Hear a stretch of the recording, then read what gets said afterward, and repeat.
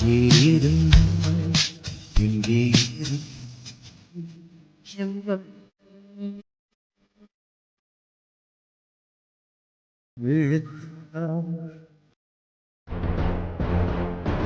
அம்மா என்னம்மா உங்களுக்கு இன்னைக்கு என்னாச்சு?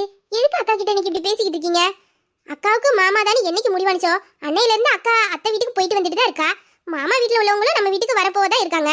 ஏன் நம்ம தீபாவளி கூட மாமா வீட்டுல போய் 2 நாள் தங்கிட்டு வரலையா? அப்படி இருக்கும்போது இப்ப என்னம்மா புதுசா அக்காவை அத்தை வீட்டுக்கு போக கூடாது, மாமா கூட வெளியில எல்லாம் போக கூடாதுன்னு சொல்றீங்க? மாமா தான் அடிக்கடி அக்காவை கூட்டிட்டு வெளில போயிட்டு வரத்தானே செஞ்சுக்கிட்டு இருந்தாங்க. இன்னைக்கு என்னாச்சுமா? அப்படி என்னதான் பிரச்சனை?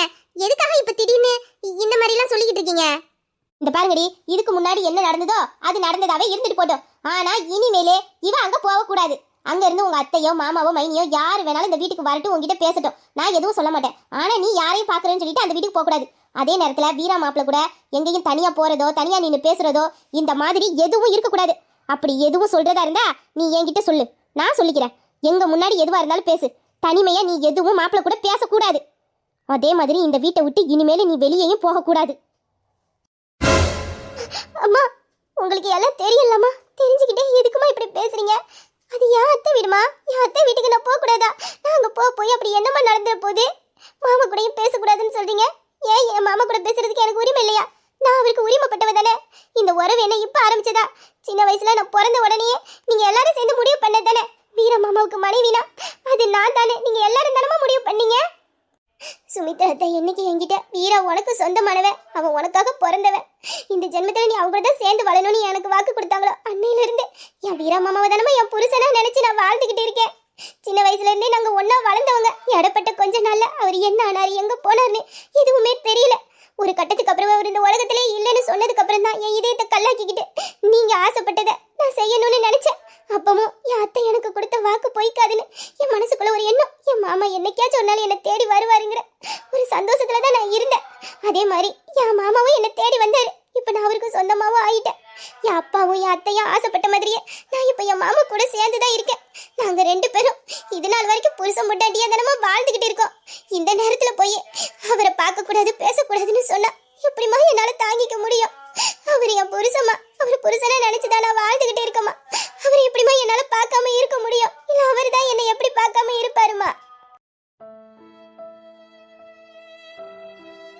புருஷன் முன்னாடின்னு 2 பேரும் மனசார தானே வாழ்ந்துகிட்டு இருக்கீங்க. ஆனா மாப்பிள்ளை இது வரைக்கும் ஊரேறியா உன் கழுத்துல தாலியை கட்டி இவ தான் என்னோட மனைவின்னு எந்த அங்கீகாரமும் உனக்கு கொடுக்கலையே. நீ தான் இந்த வீட்டு மருமவாங்கிற உரிமையும் உனக்கு கொடுக்கலையே. நீ இது நாள் வரைக்கும் இங்க தானே இருக்க, என் பொண்ணா தானே வாழ்ந்துகிட்டு இருக்க. அவர் கட்டின தாலி உன் கழுத்துல ஏறுற வரைக்கும் நீ என் பொண்ணு தான். என்னைக்கு அவர் உரிமையோட உன்னை அந்த வீட்டுக்கு கூட்டிட்டு போறாரோ அப்ப நீ எப்படி வேணாலும் இருந்துக்க, நான் எதுவும் கேட்க மாட்டேன். ஆனா நீ இங்க இருக்கிற வரைக்கும் நான் சொல்றதை கேட்டுத்தான் நீ நடக்கணும். என்னம்மா அவங்க 2 பேத்துக்குள்ளேயும் எப்போதுமே கல்யாணம் நடக்க போகாத மாதிரி இல்லாம பேசுறீங்க? இடையில கூட மாமாவுக்கும் அக்காவுக்கும் கல்யாணம் ஏற்பாடு நடக்க தானே செஞ்சுச்சு. சந்தர்ப்ப சூழ்நிலை கல்யாணத்தை நடத்த முடியல, அதுக்காக மாமாவுக்கு அக்கா தான் மனைவிங்கிறது இல்லாம போயிடுமாமா? அது எப்படிடி? சும்மா வாய் வார்த்தையில நீ என் புருஷன் நான் உன் பொண்டாட்டி அப்படின்னு சொன்னா அது புருஷ பொண்டாட்டி உறவாயிடுமா? இல்ல இவன் மாப்பிள்ள கூட சேர்ந்து அங்கங்கன்னு சுத்த போய் பாக்குறவங்க எல்லாம் இவங்க 2 பேரும் புருஷ பொண்டாட்டி தான் அப்படின்னு இவளுக்கான மதிப்பு மரியாதையும் கொடுத்துருவாங்களா? இவ எத்தனை தடவை அவங்க அத்தை அத்தைன்னு சொல்லிட்டு அவ வீட்டுக்கு போனாலும் அத்தைங்கிறது உறவுல தான் இருக்குமே தவிர உரிமையில இல்ல. அந்த உரிமை அவளுக்கு வேணும். அப்பதான் அவ அந்த வீட்டு மருமவள அங்க போய் இருக்க முடியும். உரிமைன்னு சொல்றீங்களே, இந்த உரிமைனா எப்படி? ஊரேறிய அவ கழுத்துல தாலியை கட்டி இவதான் என்னோட மனைவி அப்படிங்கிற அங்கீகாரத்தை கொடுத்ததுக்கு அப்புறவே இதுதான் என்னோட புருஷன், இதுதான் என் மாமியார் வீடு, இதுதான் என்னோட குடும்பம், இனிமேல் இவங்க தான் எனக்கு எல்லாம் அப்படின்னு நினைச்சு வாழ்றாளே, அதைத்தான் நீங்க இப்ப உரிமைன்னு சொல்றீங்களா? அப்போ 2 பேத்துக்குள்ள எப்போ கல்யாணம் பந்தாலும் ஒண்ணு ஏற்படுதோ அப்பதான் அவங்க புருஷ முண்டாட்டியா வாழலாம். அது வரைக்கும் அவங்க புருஷ முண்டாட்டி இல்ல. இப்ப 2 பேருக்கும் கல்யாணம் முடிஞ்சிருச்சுன்னா அவங்க புருஷ முண்டாட்டியா வாழ்ந்துடணும். ஏன்னா அவங்க புருஷ முண்டாட்டிங்கிற உறவு கிடைச்சிருச்சு, கல்யாணம்ங்கிற அங்கீகாரமும் நடந்துருச்சு. அப்படி இருக்கும்போது அந்த வாழ்க்கை பிடிச்சிருந்தாலும் பிடிக்கலனாலும் அந்த வாழ்க்கையை ஏத்துக்கிட்டு அவங்க வாழ்ந்துடணும். அதுவே கல்யாணத்துக்கு முன்னாடி மனசுக்கு பிடிச்சவங்கள பார்த்து பேசி பழகி பாசத்தோடையும் நேசத்தோடையும் காதலோடையும் ஒருத்தருக்கு ஒருத்தர் உசுராவும் அன்போடவும் நீ இல்லாம நான் இல்ல நான் இல்லாம நீ இல்ல அப்படின்னு கணவன் மனைவியா மனசார வாழ்ந்தனா அது உண்மையான கணவன் மனைவியான வாழ்க்கை இல்ல. அதுக்கு எந்த அங்கீகாரமும் இல்ல. கழுத்துல தாலி கட்டினாதான் அந்த அங்கீகாரமும் உரிமையும் கிடைக்கும். அப்ப மனசார விரும்பினா அதுக்கு எந்த அங்கீகாரமும் கிடையாது. கல்யாணம்ங்கிற ஒரு பந்தம் கிடைச்சிருச்சு, மனைவிங்கிற ஒரு அங்கீகாரம் கிடைச்சிருச்சு, புருஷங்கிற ஒரு உறவு கிடைச்சிருச்சுன்னு எத்தனை பேர் தன்னோட பிடிக்காத கல்யாண வாழ்க்கைய பிடிச்ச மாதிரி அனுசரிச்சு சந்தோஷமா வாழ்றாங்களா? அப்படி யாரும் வாழ மாட்டாங்க.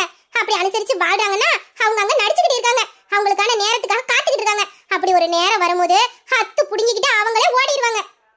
உரிமை கிடைச்சா இருந்தாதான் ஒருத்தவங்க பாத்துக்கணும், பேசிக்கணும், பழகிக்கணும்னு ஒண்ணு இல்லம்மா. அப்படியே உரிமை கிடைச்சாலும் அந்த இடத்துல உண்மையான அன்பு இருக்கணும். உண்மையான அன்பு இருந்தாதான் அவங்க கொடுத்த அந்த அங்கீகாரத்துக்கும் கல்யாணத்துக்கும் மதிப்பு இருக்கும். உண்மையான அன்பு எப்போ ஒண்ணு சேருதோ அப்பதான் அந்த கல்யாணத்தோட மதிப்பு மரியாதை அதிகரிக்கும். அது வரைக்கும் அது வெறும் சம்பிரதாயம் மட்டும்தாம்மா. சில பேருக்கு அந்த அன்பு உடனே கிடைச்சிரும். ஆனா சில பேருக்கு கல்யாணம் முடிஞ்சு காலம் கடந்து கிடைக்கும். சில பேருக்கு கிடைக்கவே கிடைக்காது. என் அக்காவுக்கு கல்யாணத்துக்கு முன்னாடியே அவளுக்கான எல்லா அன்பு பாசமும் காதலும் கிடைச்சிருக்கு. ஆனா அதுக்கு எந்த உரிமையும் இல்லைன்னு எதுக்குமா நீங்க தேவையில்லாதெல்லாம் முடிச்சு போட்டு பேசுறீங்க? ஓஹோ, அப்ப கல்யாணம் பண்றதுக்கு முன்னாடியே புருஷன் பொண்டாட்டின்னு சொல்லிக்கிட்டு 2 பேரும் ஒண்ணா சேர்ந்து வாழ்ந்து புள்ள குட்டியெல்லாம் பெத்துக்கிட்டேன்னா அது கௌரவமான வாழ்க்கை. அப்படியாப்பட்ட வாழ்க்கையை இந்த ஊர் உலகம் ஏத்துக்கும். அப்படி போற குழந்தைக்கு இந்த ஊர் உலகத்துல ஒரு அங்கீகாரம் கிடைச்சிரும். படி, என்னதான் அன்பு பாசம் நேசம் காதல்னு சொல்லிக்கிட்டே இருந்தாலும் அந்த காதல்லாம் உன் கையில இருக்கிற ஒரு காகிதம் மாதிரி தான். அந்த காகிதத்துல நீ ஓவியம் வரைஞ்சனா அதுதான் உனக்கான உரிமை. அதுவே நீ கிறுக்குனே இந்த ஊர் உலகம் உனக்கு கொடுக்குற பட்டம். அதை கிழிச்சு தூக்கி போட்டேன்னு நினைச்சுக்க, கடைசி வரைக்கும் உன் காதலுக்கு எந்த உரிமையும் வாங்காம அந்த குப்பையோட குப்பையா உன் காதலும் அந்த குப்பை தொட்டிக்கு போயிடும். ஆனா எதுவுமே பண்ணாம நீ கையில வச்சுக்கிட்டு இருந்த ஊர் உலகத்துல உள்ளவங்க எல்லாரும் உன் தலையெடுத்து அதுல கிறுக்கிட்டு போயிருவாங்க. காதலை பத்தி எல்லாம் என்கிட்ட பேசாத. உங்க அப்பாவையும் நான் காதலிச்சு தான் கல்யாணம் பண்ணிக்கிட்டேன். எங்க காதல் எப்படிப்பட்ட காதல் தெரியுமா? ஒரு தடவை தான் உங்க அப்பா என்ன பார்த்தாரு. அவருக்கு என்ன பிடிச்சு போச்சு. உடனே உங்க அப்பா என்கிட்ட ஒரு வார்த்தை சொல்லிட்டு போனாரு. எனக்கு 2 தங்கச்சிங்க இருக்காங்க. அவங்களுக்கு அப்பா அம்மா உறவுன்னு நான் மட்டும்தான் இருக்கேன். அவங்க 2 பேத்தையும் கல்யாணம் பண்ணி கொடுத்து அவங்க வாழ்க்கையை சீரமைச்சிட்டு அதுக்கப்புறமே உங்க வீட்டுல உள்ளவங்க சம்மதத்தோட உன்னை நான் கல்யாணம் பண்ணிக்கிறேன். ஆனா அது வரைக்கும் நீ என் மேல நம்பிக்கை இருந்துச்சா எனக்காக காத்துக்கிட்டு இருன்னு சொன்னாரு. அவர் ஒரு வார்த்தை தாண்டி சொன்னாரு, என் மேல நம்பிக்கை இருந்தா எனக்காக காத்துக்கிட்டு இருன்னு. அந்த ஒண்ணு ஒரு மனைவிக்கு ஒரு நல்ல ஆண்மகன் கொடுக்குற உண்மையான பரிசு நம்பிக்கை. அந்த நம்பிக்கைய உங்க அப்பா என் மனசுல விதைச்சாரு.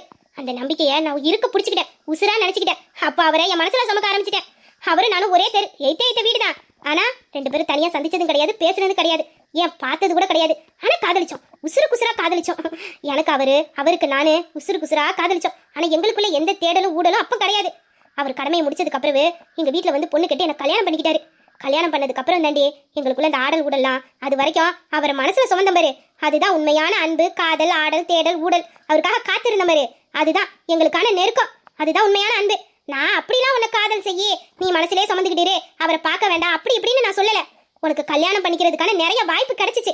ஆனா அந்த வாய்ப்பை எல்லாத்தையுமே தட்டி விட்டுட்டேன். சரி, தட்டி விட்டுட்டேன். இனிமேலும் கிடைக்க போற வாய்ப்புக்காக காத்துக்கிட்டு இருந்தா நான் சொல்றேன். அது வரைக்கும் எந்த ஆடலும் ஊடலும் வேண்டான்னு சொல்றேன். இந்த ஜென்மத்துல வீர மாப்பிள்ள தான் உனக்கு புருஷன். அதை யாராலையும் தடுக்க முடியாது. உனக்காக நான் புது மாப்பிள்ளையோ இல்ல புது மாமியார் வீட பார்க்க போறது இல்ல. ஏன்னா என் புருஷன் உங்க அத்தை கிட்ட வாக்கு கொடுத்துருக்காரு. என் பொண்ணு உங்க பையனுக்கு தானே. அந்த வாக்கை நான் நிறைவேற்றுவேன். என் உசுரை கொடுத்தனாலும் நான் நிறைவேற்றுவேன். உங்க 2 பேத்தையும் பிரிச்சு வைக்கணுங்கிற எந்த எண்ணமும் கிடையாது. உங்க அப்பா இறந்ததுக்கு அப்புறமே நான் உங்களை ஒழுக்கத்தோட வளர்க்கறதுக்கு நிறைய கஷ்டப்பட்டு தான் உங்களை வளர்த்தேன். அதே ஒழுக்கத்தோட தான் ஒருத்தன் கையிலையும் நான் புடிச்சு கொடுக்கணும். அது வரைக்கும் நீங்க வீட்டுக்குள்ள அடங்கி உடங்கிதான் இருந்து ஆகணும். உங்க ஆடல் தேடல்லாம் கல்யாணத்துக்கு அப்புறமே வச்சுக்கோங்க. அதுக்கு முன்னாடி இந்த சந்திக்கிறது பேசுறது அங்க போறது இங்க போறதுன்னு எதுவும் வச்சுக்க கூடாது. அப்படி உங்களுக்கு தேடல் ஊடல்லாம் இருந்துச்சுன்னா நீங்க ஆரம்பத்திலே உங்க கல்யாணத்தை தள்ளி போடாம பண்ணிருக்கணும். ஆனா இது மட்டும் இப்ப போதும் பொறுமையா கல்யாணம் வச்சுக்கலாம்னா அது என்கிட்ட நடக்காது. அதுக்கான வாய்ப்புகளை எல்லாத்தையுமே நீங்க நழுவ விட்டுட்டீங்க. இனிமேலும் உங்களுக்கு அந்த வாய்ப்பு நான் கொடுக்க தயாரா இல்ல. இனி ஊர் எரிய மாப்பிள்ளை எப்போ உன் கழுத்துல தாலி கட்டாரோ அப்பதான் நீ உன் மாமியார் வீட்டுக்கு போகணும். இந்த பாரு, என் பேச்சையும் மீறி நீ ஏதாச்சும் வேண்டாத வேலை பார்த்த அதுக்கப்புறம் உனக்கு இருக்கு. இந்த பாருடி ரூபி. அம்மா, அன்பு பாசம் காதல் கல்யாணம்னு நல்லாதான் பேசுற. பேச்சு திறமை அபாரமா தான் இருக்கு. ஆனா அது வெறும் பேச்சுல மட்டும்தான் இருக்கணும். உங்க அக்காவுக்கு நான் வீரமாப்பிள்ளைய கல்யாணம் பண்ணி கொடுக்குறேன்னா அது உங்க அப்பா கொடுத்த வாக்கு. அதனாலதான் எவ்வளவு கஷ்டப்பட்டனாலும் 2 பேருக்கு கல்யாணத்தை முடிச்சு வைக்கணும்னு பாக்குறேன். ஆனா இதே மாதிரி நீ ஏதாச்சும் வேலை பார்த்துட்டு வந்தேன்னு தெரிஞ்சிச்சோ, அப்படி ஏதாச்சும் பண்ணணும்னு நினைச்சியோ தொலைச்சு கட்டிடுவேன். தாய்க்கு தெரியும் பெத்த பிள்ளைகளுக்கு எப்படியாப்பட்ட வாழ்க்கை அமைச்சு கொடுக்கணும். உனக்கு பிடிச்ச மாதிரி வாழ்க்கையை தான் அமைச்சு கொடுப்பேன். என்ன 2 பேருக்கும் இப்ப சொல்றதான், என் பேச்சையும் மீறி நீங்க 2 பேரும் ஏதாச்சும் பண்ணுனீங்க அப்புறம் என்ன உசுரோட பார்க்க முடியாது சொல்லிட்டேன்.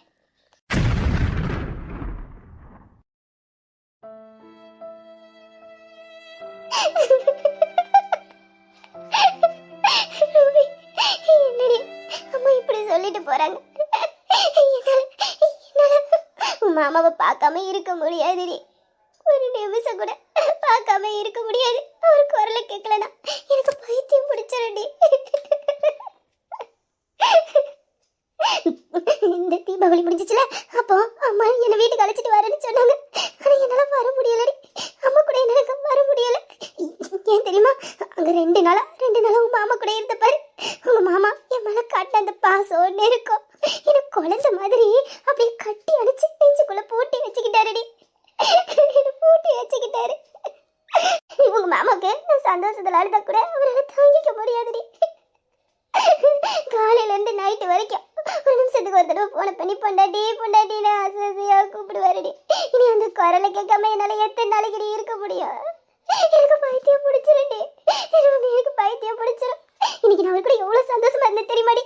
நான் ஒரு நிமிஷம் கூட பிரியலடி. அப்படியே கட்டி அணைச்சு அப்படியே சட்டையோட ஒட்டி வச்சுக்கிட்டாரு. எங்க போனாலும் என்ன தூக்கி தூக்கி புள்ள மாதிரியே சமைப்பாருடி. இன்னைக்கு அவர் என் மேல காட்டின பாசம் அவரை விட்டு ஒரு நிமிஷம் கூட பிரிய கூடாதுன்னு இருந்துச்சுடி. என்னால வீட்டுக்கு திரும்ப வரவே முடியல தெரியுமா? ஒரு நெஞ்சில சாச்சு அழுதுகிட்டே இருந்தேன். இப்படிலாம் என் மேல பாசத்தை கட்டி காதலிச்சா என்னால எப்படி உங்களை விட்டு போக முடியும்னு அவ்வளவு சந்தோஷத்தோட வந்தேன்டி. ஆனா இன்னைக்கு அம்மா பேசுனது கேட்டியாடி? இனி எப்படி நான் அவரை பார்க்க போறேன், ஒரு குரல கேட்க போறேன். என்னால இருக்க முடியாதுடி ரூபி. அவரால் என்ன பார்க்காம பேசாம இருக்க முடியாது. காலையில நான் தான் போன் பண்ணி அவரை எழுப்பணும். என் குரல கேட்டாதண்டி ஏந்தி பாரு. இனி எப்படி அவர்கிட்ட பேசுவேன்?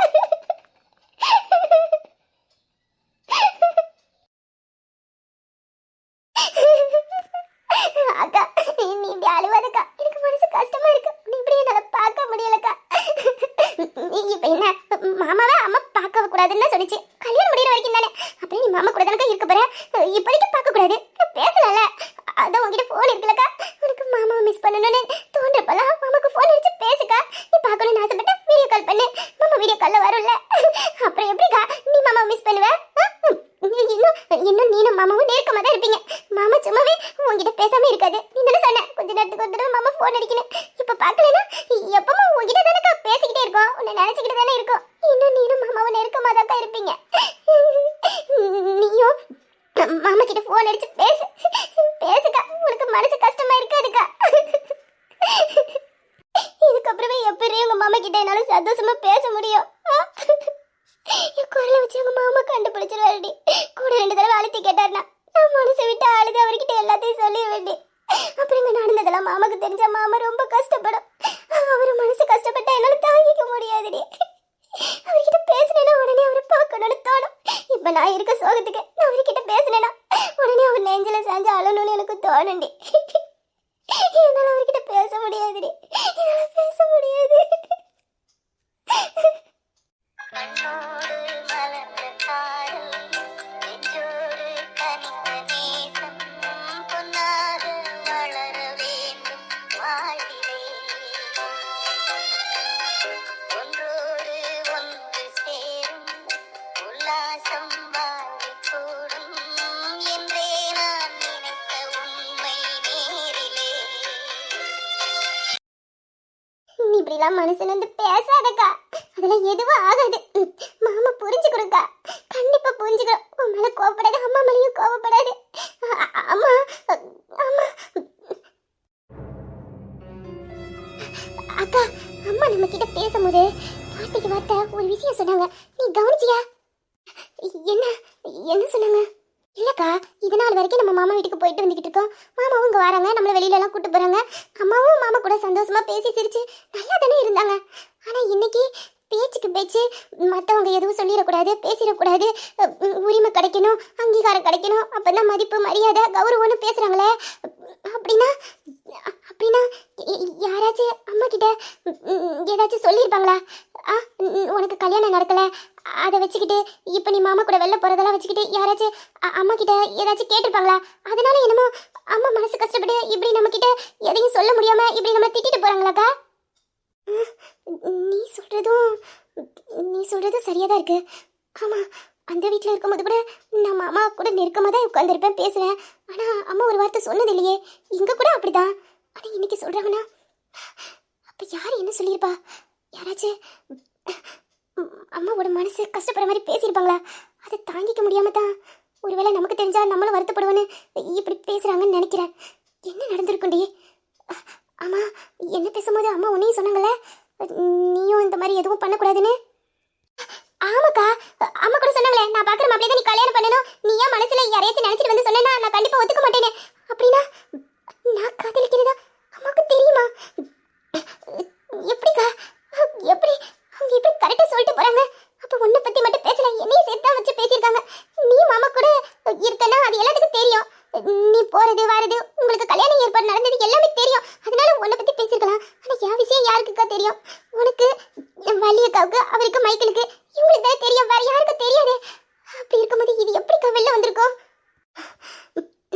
அதாண்டி எனக்கு ஒன்றும் புரியல. இத்தனை நாளா இல்லாம அம்மா இப்படி பேசுறாங்க. ஓ விஷயத்தையும் பத்தி பேசுறாங்கன்னா தெரிஞ்சு பேசுறாங்களா இல்ல அவங்க யதார்த்தமா சொன்னாங்களான்னு எனக்கு ஒன்றும் புரியல. இல்லடி, இதுக்கப்புறமே நம்ம கொஞ்சம் கவனமாக தான் இருக்கணும். நீயும் ஆஃபீஸில் ராஜா மாமா கூட கொஞ்சம் பார்த்து பழகு. பொது இடத்துலலாம் ஒன்றும் வேண்டாம். சரிக்கா, என் விஷயம் தானே, அதை நான் பார்த்துக்கிறேன். நான் என்ன இப்போவா கல்யாணம் பண்ண போகிறேன்? அதெல்லாம் இப்போ எதுவும் நடக்காது, அதை நான் பார்த்துக்கிறேன்க்கா. ஆனால் நீ இப்படி இருக்கிறதாங்க எனக்கு கஷ்டமாக இருக்கு. இந்த பாருக்கா, நீ கவலைப்படாத. அம்மாவோட கோவலாம் கொஞ்சம் நேரத்துக்கு தான், அப்புறம் சரியாயிடும். பாரு, நீ கண்டிப்பாக மாமாவை பார்த்து பேசுவேன். நீ மனசு கஷ்டப்பட்டுறதுக்கா, என்னால் தாங்க முடியாது. முடியலடி, மனசு ரொம்ப கஷ்டமா இருக்கு. மாமாவை பார்க்க முடியாதுன்னு நினைக்கும் போதே எனக்கு இவ்வளோ வலிக்குது. ஆனால் அவரை பார்க்காம எப்போ நான் இருக்க போறேன்? என்னால் முடியாதுடி, சத்தியமா முடியாது. அக்கா நீ அழுவாதக்கா, மாமாவை நீ பார்க்கலாம். நான் உன் கூட இருக்கக்கா, நான் பார்த்துக்கிறேன். நீ கவலைப்படாம இரு. மாமாவை நீ கண்டிப்பாக பார்க்கலாம், பேசலாம். நான் இருக்கேன், நான் பார்த்துக்கிறேன்க்கா. அம்மாவை எப்படி சமாளிக்கணும்னு எனக்கு தெரியும். அதே நேரத்தில் மாமா கிட்ட எப்படி பேசணும்னு எனக்கு தெரியும். நான் பார்த்துக்கிறேன், நீ கவலைப்படாம இரு.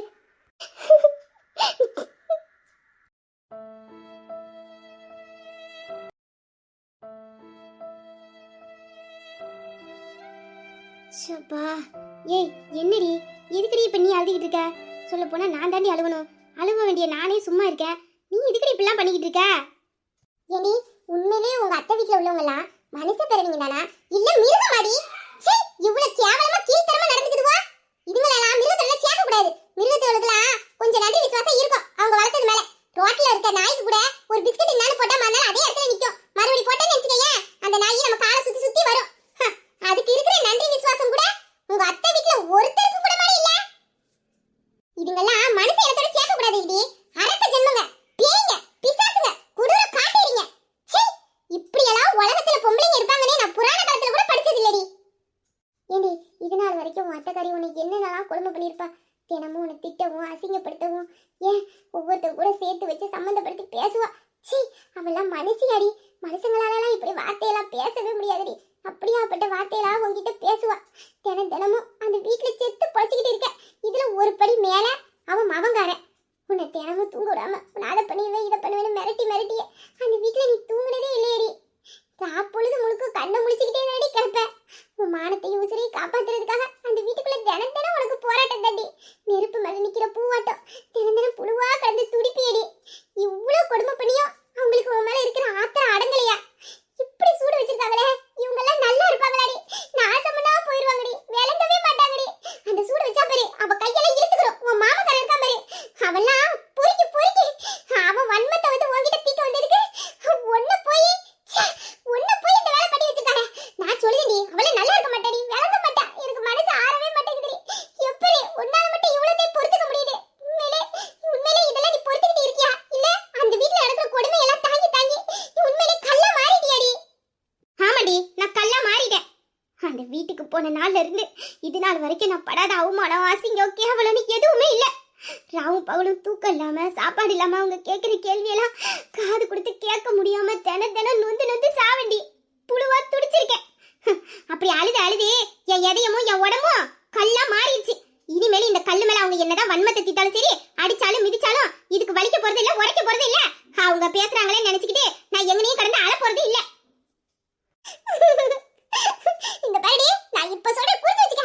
மாமக்காரன் அவனுக்கு நான் நல்ல சபை இருக்காது. பியாதியில பேருவா, அவன் கைய தலையில இழுத்துக்கிட்டே கடைசி வரைக்கும் அவன் படுக்கலையில தாண்டி கிடப்பா.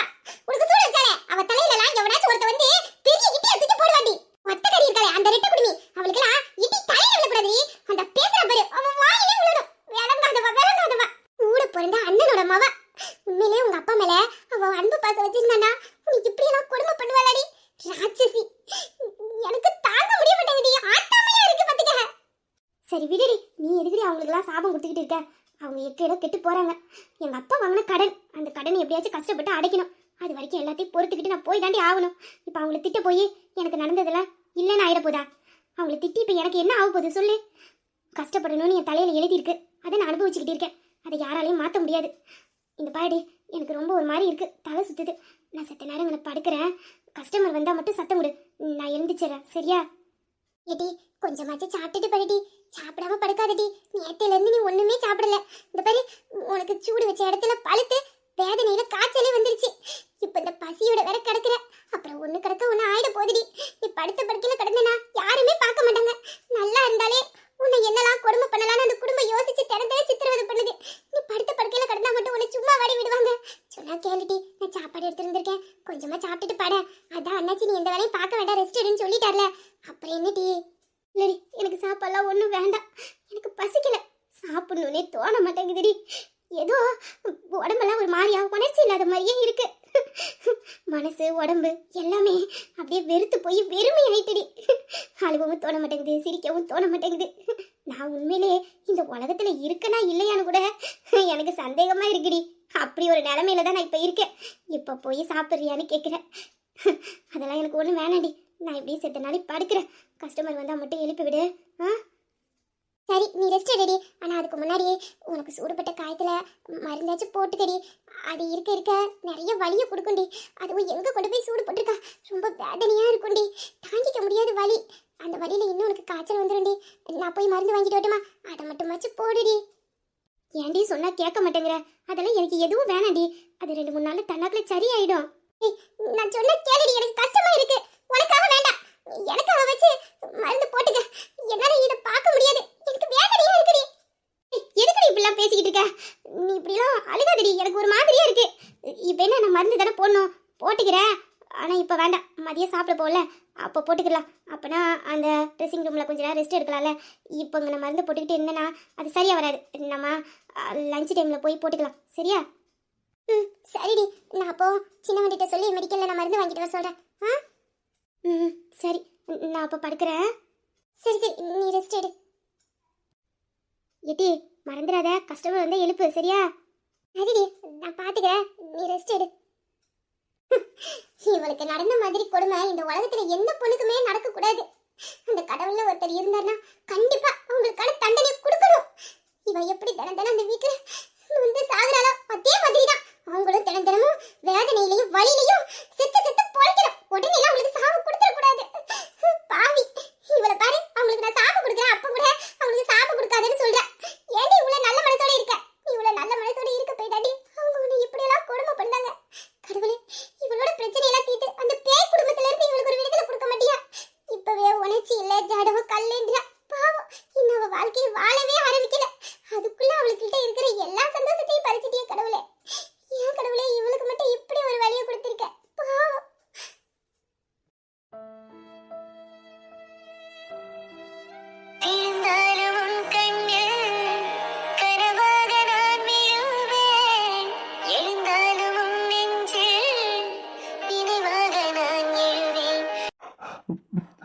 எங்க அவளை காணும்? நானும் கடையில எல்லா பக்கமும் தேடி பார்த்துட்டேனே. வழக்கமா சந்திக்கிற இடத்துக்கு கூட போய் பார்த்துட்டேன். அவ தினமும் கடைக்கு வந்ததும் அங்கதான் முதல்ல போவா. ஏன்னா அங்க போய் அவ என்னை பத்தி நினைச்சுப்பா. எனக்கு தெரியும், நான் எத்தனை தடவை கவனிச்சிருக்கேன் தெரியுமா? நாங்க 2 பேரும் சந்திக்கிறப்போம்னா அந்த இடத்துலதான் சந்திக்கிறோம். இன்னைக்கும் அங்கதான் இருப்பான்னு பார்த்தேன், ஆனா அங்கேயும் இல்லை. எங்கதான் போனா? இன்னைக்கு வேலைக்கு வந்தாளா இல்லையா? இல்ல, வந்திருப்பா, அதெல்லாம் வராம இருக்க மாட்டா. ஆனா அவ இங்க இருக்கான்னு தானே என் மனசு சொல்லுது. அப்ப இங்கதான் இருப்பா, இங்கதான் இருந்தாகணும். அட, இது நம்ம டீ கடை தானே? ஹாய்.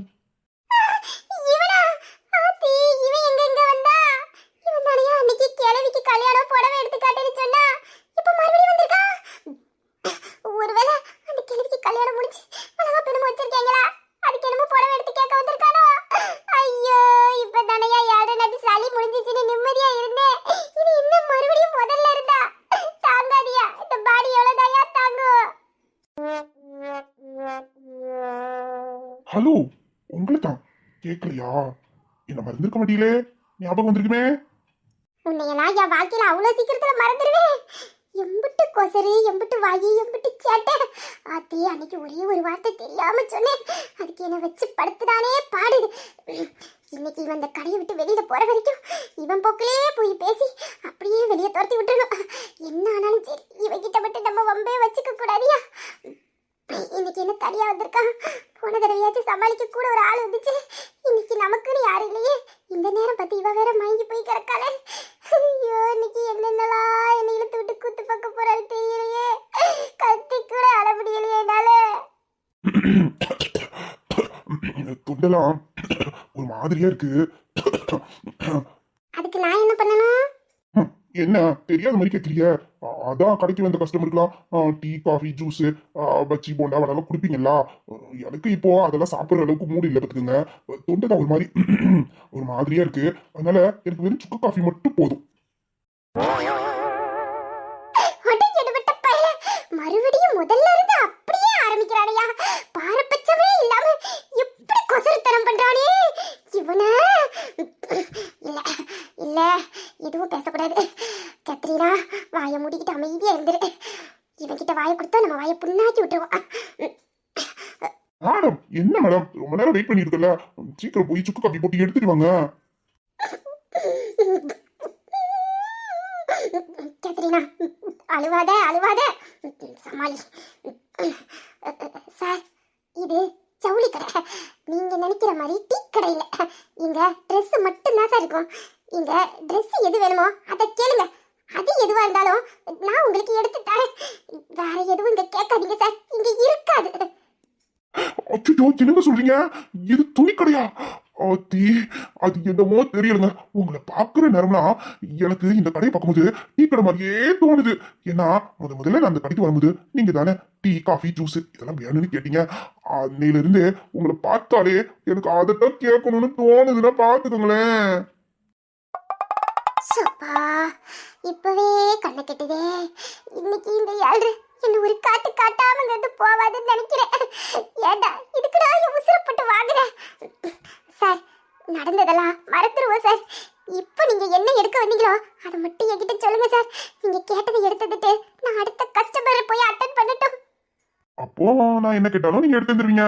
அதெல்லாம் எடுத்துடுறேன் சார். நீங்க என்ன வேணும்னு சொல்லுங்க. இப்பவே அது எங்க இருந்தாலும் தேடி கண்டுபிடிச்சு உங்க கையில எடுத்து கொண்டாந்து தந்துடுறேன் சார். நீ முதல்ல வாங்கிட்டு வெளியில போனாதயா நான் இந்த கடையில பூச்சியை விட முடியும். சீக்கிரம் சீக்கிரம் சொல்லுங்க சார். என்ன சார் எடுத்துடணும்? ரொம்ப அவசரமா? ஏதோ எனக்கு கடையை விட்டு விரட்டுறதுக்கு எப்படிலாம் சொன்ன மாதிரி இருக்கு. நான் சார் உங்களை இந்த கடையை விட்டு வரட்ட போறேன். நீங்க இந்த கடையோட கஸ்டமர் சார். நீங்க எவ்வளவு நேரம் வேணாலும் இந்த கடையில நிக்கலாம், என்ன வேணாலும் எடுத்துக்கலாம். நான் என்ன சார் சொல்ல போறேன்? உங்களுக்கு என்ன தேவையோ அதை நான் எடுத்து கொடுக்கறது தான் சார் இங்க என்னோட வேலை. அதை நான் பார்த்தாலே போதும். அதுக்கு தான் சார் கேட்டேன். உங்களுக்கு என்ன வேணும்னு சொன்னீங்கன்னா நான் சட்டுப்பட்டு போய் எடுத்துட்டு வந்துருவேன் பாத்துக்கங்க. வாக்கு மாற மாட்டீங்களே? வாக்கா? நான் இவருக்கு துணி தானே எடுத்து கொடுக்க போறேன். இதுக்கே நான் வாக்கு தவறணும்?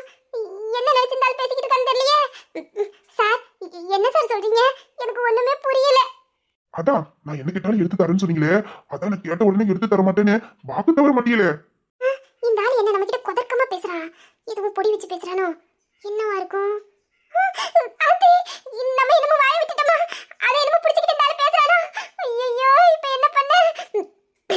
சார், நீங்க பேசுறது உண்மையிலே எனக்கு புரியல. நீங்க நார்மலா பேசினாலே எனக்கு புரியாது. இப்படி பொடி வச்சு இக்கு வச்சுலாம் பேசாதீங்க சார். எனக்கு சத்தியமா புரியல. நீங்க எது கேக்குறதா இருந்தாலும் ஸ்ட்ரைட்டா கேட்டுங்க. நான் நேருக்கு நேராவே பதில் சொல்லிடுறேன் சார். வெளிப்படையா கேட்டுலாங்க. ஆமா, நீ சொல்றது சரிதானே. நம்ம தான் இவ்வளவு நெருக்கமா வந்துட்டோமே.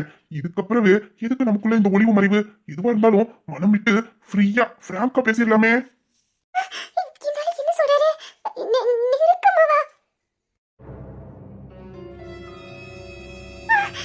இருந்தாலும் எதுக்கு இப்படி கிட்ட வராரு? அத்தி, கூட யாருமே இல்லையே. தனியா வந்து மாட்டிக்கிட்டனோ? இவ வேற இந்த மயக்கத்துல கிடக்காளே. இப்ப என்ன பண்ண? ஆளு பார்வையும் சரியில்லை, பேச்சு சரியில்லை. என்ன நடக்க போகுதுன்னு தெரியலையே. எனக்கு எனக்கு அது எப்படி கேட்கன்னு தெரியல. நீ எதுவும் நினைச்சுக்க மாட்டியே? ஆத்தி, நம்ம நினைச்சதை இவன் பண்ண போறா. இது தெரியாம இவன்கிட்ட வாயை வேற விட்டு தொலைச்சிட்டேனே. இவன் குசுறு பிடிச்சவன் பார்த்தா ஒன்னா நம்பர் பொறுக்கி பையலா இருப்பா போல இருக்கே. இப்ப பார்த்து என் கூட யாரும் இல்லையே. இன்னும் யாராச்சும் காப்பாத்துங்களே, காப்பாத்துங்களே. இவன் என்ன பண்ண போறான்னு தெரியலையே. ஐயோ அண்ணாச்சி, 5 நிமிஷத்துக்கு ஒரு தடவை வேலையை பாக்குறியா இல்லையா செக் பண்ண வருவியா? சொட்ட மண்டை, இன்னைக்கு பார்த்து எங்கேயா ஒளிஞ்சு தொலைஞ்ச? வந்து தொலையா? இவன் பார்வையே சரியில்லையே. அது வந்து அண்ணே, இந்த தங்கச்சி கிட்ட அப்படி என்னன்னே கேட்க போறீங்க? அண்ணனா? அட ஆமாங்கண்ணா, உங்களுக்கு என்னடா வேணும்? எதுவா இருந்தாலும் இந்த தங்கச்சி, உங்க தங்கச்சி கிட்ட கேளுங்கண்ணா.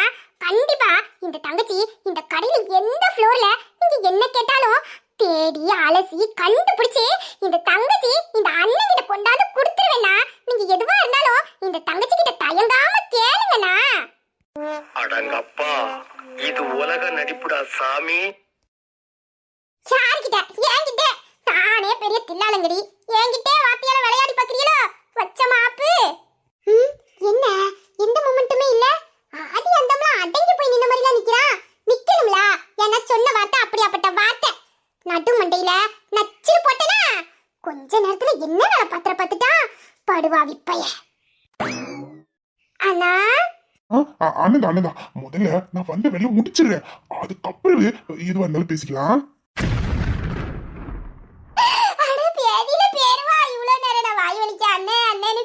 எல்லாத்தையும் காதுல வாங்கிட்டு இப்ப என்னன்னா நான் வந்த வேலையை முடிச்சிடல மிச்சத்தை அப்புறமா பேசலாம்னு சொல்லுதானே. டேய் நீ உண்மையிலே மனுஷனா இல்ல வேற என்னமாடா? ஏன்டா இப்படி வெறி பிடிச்சு திரியற? நீ நினைக்கிற மாதிரி ஆளெல்லாம் நான் கிடையாதுடா. தயவு செய்து என்னை விட்டு தள்ளி நில்லுடா. அவனை பார்த்தாலே எனக்கு பயமா இருக்குடா. காண்டாம இருக்கோம், தள்ளி நில்லுடா. அது வந்து அது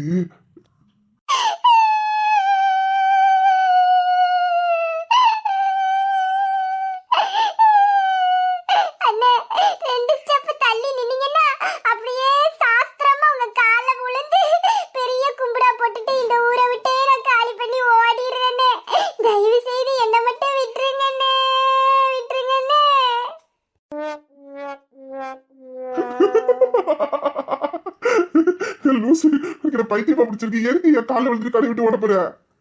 நீங்க நினைக்கிற மாதிரி அப்படியாப்பட்ட பொண்ணு நான் இல்லனே. ஏதோ வாய் துடுக்க ரெண்டு வார்த்தை பேசுவதே தவிர மத்தபடி மனசுல ஒண்ணு இருக்காதுனே. சரியான காமெடி பீஸ்னே. உங்க அளவுக்குலாம் நான் ஒர்த்து கிடையாதுனே. சொன்னா கேளுங்கனே. இந்த லூசு என்ன பேசிக்கிட்டு இருக்கு? நம்மளால கடையில எங்கேயும் காணும். யாருக்கிட்டயாச்சும் கேட்கலான்னு பார்த்தா அங்க வேலை பாக்குறவங்க எல்லாம் பசங்களா இருக்கானுவோம். நம்ம கேட்க போய் நாளைக்கு அவளுக்கு ஏதாச்சும் பிரச்சனை வந்துருன்னு சொல்லிட்டு தான் சரி இவ பொண்ணா இருக்காளே இவகிட்ட கேட்டா அவகிட்ட மட்டும் சொல்லுவா, வேற யாருக்கு தெரியாதுன்னு இவகிட்ட கேட்க வந்தா. இப்ப வேற என்னமோ நினைச்சு பேசிக்கிட்டு இருக்கா. ஏ லூசு லூசு வாய் மூடு, அப்புறம் மண்டையை கொட்டி வச்சிருவோம் பாத்துக்க.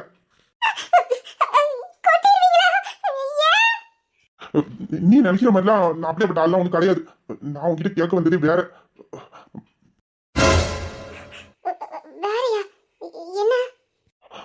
அது எங்க கனிகான ஒரு பொண்ணு வேலை பார்க்கறாளே, அவ இன்னைக்கு வேலைக்கு வந்திருக்காளா?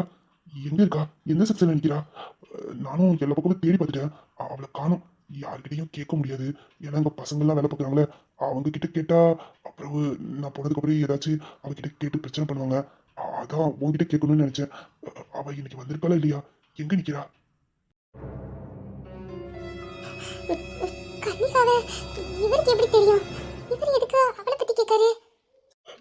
என்ன அவ வேலைக்கு வந்திருக்காளா இல்லையா? அதே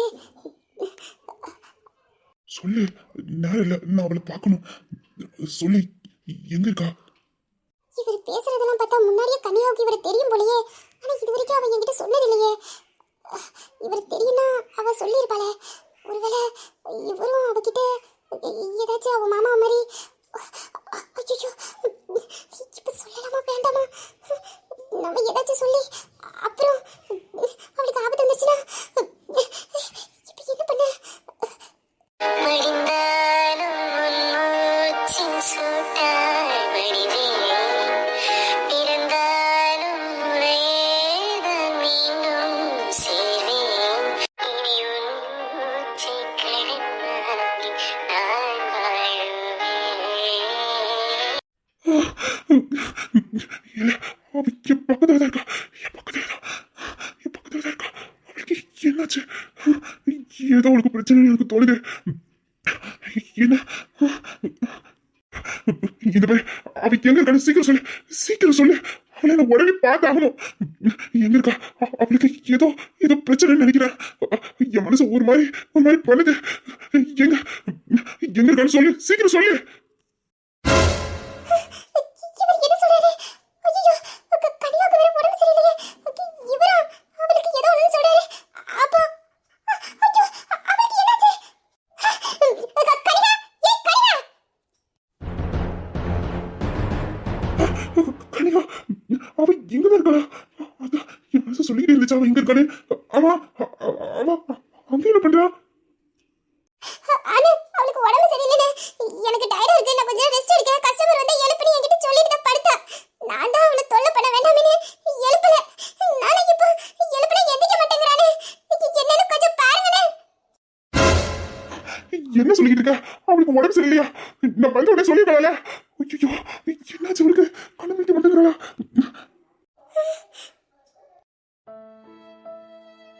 பிரியோரமாய் ஒரு நீர்த்துளி வழியுதே என் காதலி. அதன் ஆழங்கள் நீ உணர்ந்தால் போதும் போதும் போதும். அழியாமலே ஒரு ஞாபகம் மலைபாயுதே என காரணம். அருகாமையில் உன் வாசம் வீசினால் சுவாசம் சூடேறிடும். ஏய் கனியா, என்னடி என்னடி ஆச்சு? என்ன பாருடி, நான் வந்துட்டு என்ன பாருடி ப்ளீஸ்டி. ஏய் என்னடி ஆச்சு எனக்கு? நான் உள்ள வந்தப்பவே எனக்கு தோணுச்சுது உனக்கு ஏதோ பிரச்சனை. நான் அப்பவே சுதாரிச்சிருக்கணும். ஐயோ முட்டாள்தனமா இருந்துட்டேனே, நான் சொல்லிட்டா இருந்துட்டேனே. அப்பவே பார்த்துருந்தேன்னா உனக்கு இந்த அளவுக்கு நான் விட்டுருக்க மாட்டேனடி. நான் காலையில ஆசையா முகத்தை பார்த்துட்டு போலான்னு வந்தேனே. என்னடி இது? கனியா கனியா என்னாச்சு கனியா உனக்கு? இங்க பாரு இங்க பாரு, நான் வந்துட்டேன். என்ன பாருடி ப்ளீஸ்டி. ஏய் என்ன நடக்குங்க? கண்ணிகாவுக்காக இவர் அழுகுறாரு. என்னடி மேலாம் இவ்வளவு சூடா இருக்கு, அதெல்லாம் அடிக்குது. உங்க காய்ச்சல் வேற ரொம்ப இருக்கும் போலயே. இவ்வளவு காய்ச்சல் வச்சுட்டு எதுக்கு நீ வேலைக்கு வந்த? உன்னதாடி எதுக்கு வந்த? ஐயோ, இவன் மயக்கத்துல இருக்காளா முடிச்சிருக்காளானே தெரியல. ஒன்னும் பேச மாட்டேங்கிறாளே. ஏன் இங்க பாரு, என்னை பத்தி ஏதாச்சும் பேசுடி. என்னையாச்சும் பாரு, இங்க பாருடி கனியா. ஐயோ, நான் சொல்றதுக்குலாம் ஒன்னுக்குமே பதில் சொல்ல மாட்டேங்களே. இப்ப நான் என்ன பண்ண? என்னாச்சு இவளுக்கு? இந்த பாருங்க, இவளுக்கு என்னாச்சு? எதுக்கு இவ இப்படி இருக்கா? இவ்வளவு காய்ச்சல் இருக்கு. அப்படி இருக்கும்போது எதுக்கு இவன் வேலைக்கு வந்தா? என்ன இவளுக்கு ஆச்சு? ஆனா அது இப்ப சொல்லவா வேண்டாமா? சொல்லு, இவளுக்கு என்னாச்சு? நீ எதுவும் இருந்தாலும் தயங்காம சொல்லு. இவளுக்கு என்ன தெரிஞ்சாதான் ஹாஸ்பிட்டலுக்கு உடனே கொண்டு போக முடியும். இல்லைன்னா இவன் நிலைமையை பார்த்தா எவ்வளவு மோசமா இருக்குன்னு என்னால இவளை இப்படி பார்க்க முடியல. செத்து போயிடலாம் போல இருக்கு. எனக்கு செத்து போயிடலாம் போல இருக்கு இவளை இப்படி பார்க்க.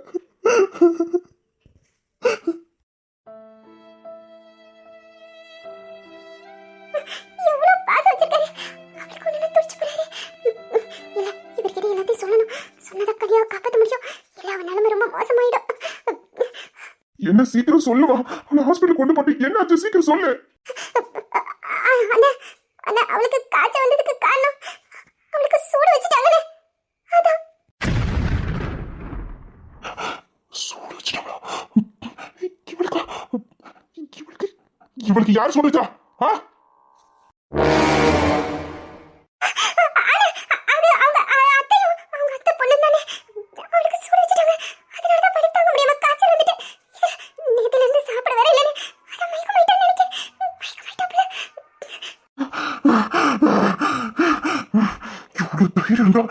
இவனுக்கே சூடு வச்சிருப்பாங்க. குஞ்சில கிடைச்சவங்க சாப்பிடுவே இல்லையா? அப்ப கண்டிப்பா மயக்கம் இருப்பா. இந்த பாரு, நான் இவளை கூட்டிட்டு பக்கத்துல இருக்க ஹாஸ்பிட்டலுக்கு போறேன். நீ சீக்கிரம் அண்ணாச்சிட்டு சொல்லிட்டு ஹாஸ்பிட்டல் கிளம்பி வந்து சீக்கிரமா. என்ன நடந்துச்சுங்க? இவர் பேசாம வந்தாரு, இவரு எங்கன்னு கேட்டாரு. உடனே இவன் மயக்கம் போட்டு கந்ததும் கையில தூக்குனாரு, அழுதாரு. சூடு வச்சதை கேட்டு கத்துனாரு. அப்புறம் டாக்டர் ஹாஸ்பிட்டல் கூட்டு போயிட்டாரு. கொஞ்ச நேரத்துல என்னலாமா நடந்துச்சியா? அத்தி, எனக்கு மனசெல்லாம் ஏன் இப்படி படபடன்னு அடிக்கி? என்ன நடந்துச்சுங்க? கன்னிகா மேல இவ்வளவு பாசமா இருக்காரு. ரொம்ப பாசமா இருக்காரு. அவளுக்கு சூடு வச்சதை கேட்டதுக்கே இப்படி கோபப்படுறாரு. அப்ப சூடு வச்சு அவளுவ கையில மாட்டினா அவளோட நிலைமை. ஆஹா.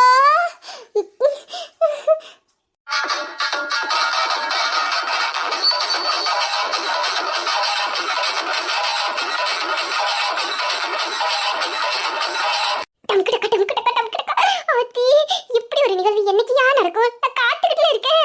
அடியே ஒத்த குடிமை ரெட்ட கொண்ட அட்டை மாதிரி பொட்டிய ஆட்டம். நீங்க ரெண்டு பேரும் மட்டும் இவன் கையில சிக்கிறீங்களா? சித்தீங்க. உங்க ரெண்டு குடிமையும் நறுக்கி நடு ரோட்ல வச்சு உங்க முகர கட்டையை தேய் தேய் தேய்னு தார் ரோட்ல தேய்ச்சி எடுத்துருவாண்டி. ஆஹா, அப்படி ஒரு நிகழ்வுக்காக என் விழிகள் ரெண்டும் வழி மீது காத்து கொண்டிருக்கிறதே. சீக்கிரத்துல இப்படி ஒரு நிகழ்வுக்காக ஐம்பே